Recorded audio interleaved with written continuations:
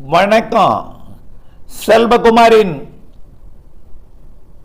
அதிகாலை வானிலை ஆய்வறிக்கை. அதிகாரப்பூர்வ வானிலை அறிக்கைக்கு இந்திய வானிலை ஆராய்ச்சித்துறை அறிக்கையை பார்க்கவும். இன்றைய அறிக்கையில் இந்த அறிக்கையில் அடுத்த மழை தொடங்க இருக்கிறது. மாலை இரவு நேரத்தில் தொடங்கும் மழை படிப்படியாக அது மதிய மழையாக மாறி நிகழ்வு மழையாக மாறி அடுத்தடுத்த நிகழ்வு மழைப்பொழிவாக மாறிவிடும் என்பதுதான் இந்த ஆய்வறிக்கையின் தலைப்பு. அதிகாரப்பூர்வ வானிலை அறிக்கைக்கு இந்திய வானிலை ஆராய்ச்சித்துறை அறிக்கையை பார்க்கவும். விவசாயிகளுக்கு திட்டமிடுதலுக்கான ஒரு எச்சரிக்கையும் வழிகாட்டுதலுக்குமான ஆய்வறிக்கை. தற்பொழுது ஆந்திர பிரதேசம் கரை கடந்த மோன்டா புயலின் செயலிழந்த பகுதி தாழ்வு நிலையாக தரையோடு இணைந்த காற்று சுழற்சியாக மேற்கு வங்கம் மற்றும் வங்கதேசத்தில் கிழக்கு நோக்கி பயணித்துக் கொண்டிருக்கிறது. நாளை நவம்பர் 2 அருணாச்சல பிரதேசம் தாண்டி மியான்மர் சென்று முற்றிலுமாக செயலிழந்துவிடும். அரபிக்கடலில் நீடித்துக் கொண்டிருக்கக்கூடிய தாழ்வு பகுதியும், அதாவது தீவிர தாழ்வு பகுதியும் இன்றைக்கு செயலிழந்து குஜராத் கரையை கடந்து நாளை அதுவும் செயலிழக்கப் போகிறது. நவம்பர் 2 செயலிழந்ததும் அடுத்த நிகழ்வு வரும் என்றும் அந்த நிகழ்வு மியான்மர் கரைக்கு வந்தடைந்திருக்கிறது. இது தாமதமாக வந்திருந்தால் நேரடியாக தமிழ்நாட்டுக்கு வந்திருக்கும். சற்று இந்த நிகழ்வு செயலிழப்பதற்கு முன் வந்த காரணத்தினாலே இது வடக்கு நோக்கி ஈர்க்கப்பட்டு வடக்கு வங்கக்கடல் பகுதி நோக்கி பயணித்துக் கொண்டிருக்கிறது. இருந்தாலும் அப்படியே செயலிழந்து தமிழ்நாட்டின் கரைக்கு நெருக்கமாக வந்து தெற்கு மத்திய வங்கக்கடலை வந்தடையும். அதற்கு ஒரு நிகழ்வு அந்தமான் கடற்பகுதிக்கு வரக்கூடிய 3ஆம் தேதி 4ஆம் தேதி வந்தடைந்து அதை ஈர்த்து கொண்டு வர இருக்கிறது. இதனிடையே நாளை தமிழ்நாட்டின் வளிமண்டலத்தில் ஒரு வளிமண்டல சுழற்சி உருவாக போகிறது. இன்றைக்கே அதுக்கு ஆயத்தமாகிவிட்டது. இந்த வளிமண்டல சுழற்சி மியான்மர் கரைக்கு செல்ல வேண்டிய காற்றை தமிழ்நாடு கொண்டு வந்து பிறகு மியான்மருக்கு வழி நடத்தக்கூடிய அமைப்பை ஏற்படுத்தும். இதன் காரணமாக வட இந்திய குளிர் அலை தமிழ்நாடு வழியாக வங்கக்கடலுக்கு மியான்மர் நிகழ்வை நோக்கி பயணிக்க இருக்கிறது. அப்படி பயணிக்கும் பொழுது இரவு நேரத்தில் குளிராகவும் குறைந்தபட்ச வெப்பநிலை மிக குறைந்தும் பகல் நேரத்தில் அதிகபட்ச வெப்பநிலை அதிகரித்தும் இருக்கும். ஆனால் பகலிலே வரக்கூடிய அந்த குளிர்ந்த நீராவில் இருக்கக்கூடிய நீர் வெப்பத்தால் ஆவியாகி மேலெழுந்து அதுவும் தமிழ்நாட்டு கடற்கரை ஓரத்திற்கு வரும் பொழுது நீடித்துக் கொண்டிருக்கும் வளிமண்டல சுழற்சி குளிர்வித்து மழை பொழிவை ஏற்படுத்த போகிறது. மாலை இரவு நேரங்களிலே வளிமண்டல சுழற்சியோட குணம் அது குளிர்விக்கும் தன்மை, குளிர்ச்சி தன்மை, குளிர்விக்கும் அமைப்பு. இதற்கு நீராவி கிடைக்க பெற்றால் அது குளிர்வித்து மழைப்பொழிவை ஏற்படுத்தும். அந்த நீராவி வடமேற்கில் இருந்து கர்நாடகா ஆந்திர எல்லையோரம் வழியாக தமிழ்நாட்டுக்குள் நுழைந்து வங்கக்கடலோரம் வழியாக பயணிக்க இருக்கிறது. அதன் அடிப்படையில் நாளை நவம்பர் 2 ஆந்திர எல்லையோர மாவட்டம் திருவள்ளூர் மற்றும் அதனை ஒட்டியுள்ள சென்னை, செங்கல்பட்டு, காஞ்சிபுரம் மாவட்டத்திற்கும் ராணிப்பேட்டை மாவட்டத்திற்கும் நாளை நவம்பர் 2 மாலை இரவிலே மழைப்பொழிவை குறைந்த பரப்பில் ஆங்காங்கே கொடுக்கும்.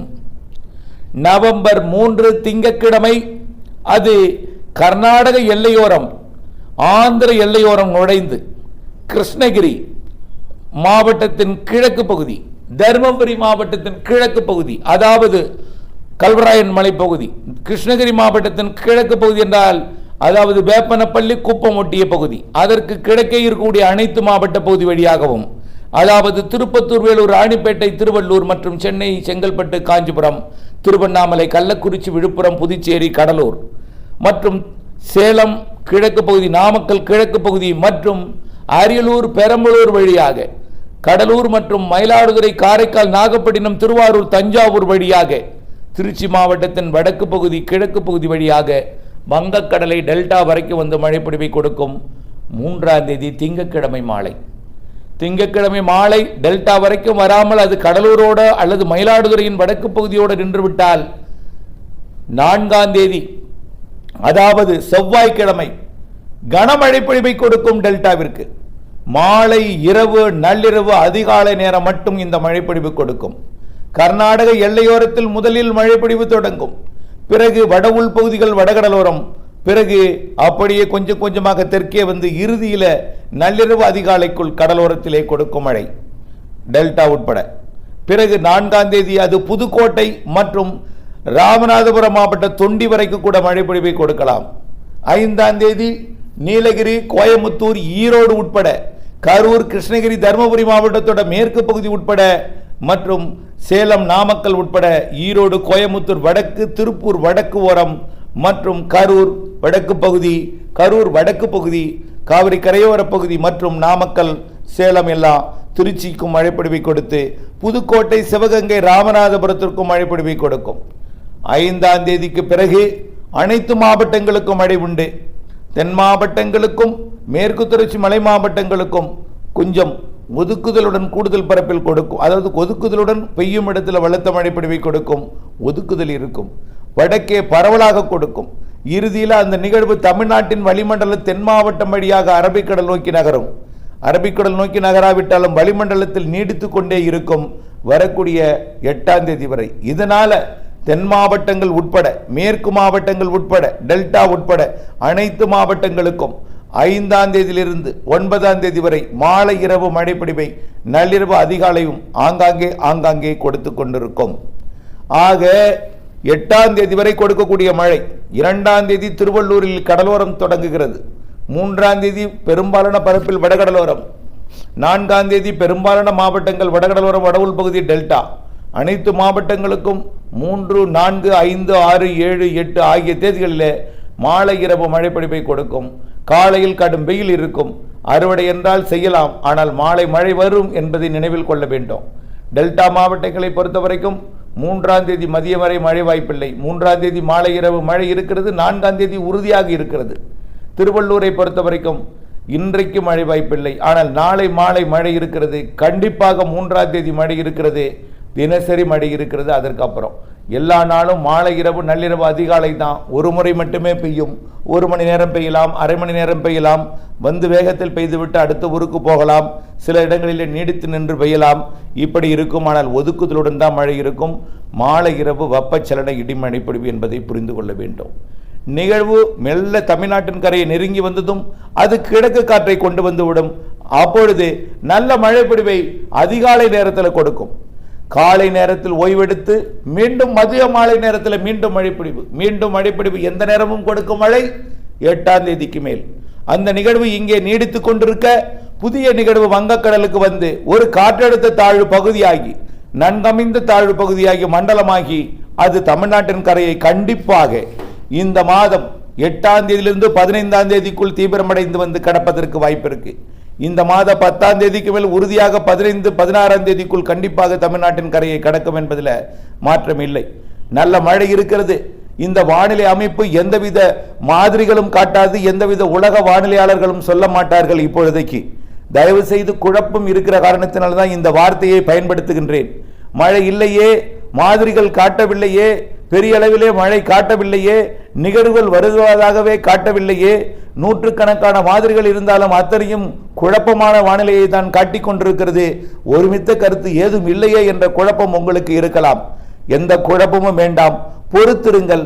இந்த மாதம் வரக்கூடிய, அதாவது 3ஆம் தேதி மாலை இரவு மழைப்பொழிவாக தொடங்கி படிப்படியாக 8ஆம் தேதி வரை இருந்து கொண்டிருக்கும் அந்த நிகழ்வுக்கு பிறகு வரக்கூடிய நிகழ்வு வலிமையான நிகழ்வு 15ஆம் தேதி வரை மழைப்பொழிவை கொடுக்கும். அதனைத் தொடர்ந்து இந்த மாத இறுதி 15 நாளிலே, பின் 15 நாட்களிலே மேலும் 2 வலிமையான நிகழ்வு இருக்கு.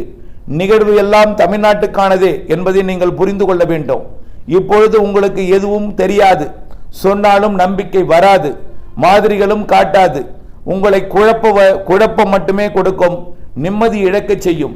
ஆனால் நீங்கள் நான் சொல்வதை வைத்துக்கொண்டு நிம்மதியாக நம்பிக்கையுடன் இருந்தால் மட்டும் போதும், மழை பொழியும். இணைந்தே இருங்கள் வானிலை ஆய்வறிக்கையுடன். மழை வருகிறது என்பதை நினைவில் கொண்டு வரக்கூடிய 3ஆம் தேதி உறுதியாக டெல்டாவில் மாலை இரவு மழைப்பொழிவை கொடுக்கும் என்பதை நினைவில் கொண்டு அறுவடை, உலர்த்துதல், விற்பனை போன்ற பணிகளை விரைந்து செய்திட வேண்டும்.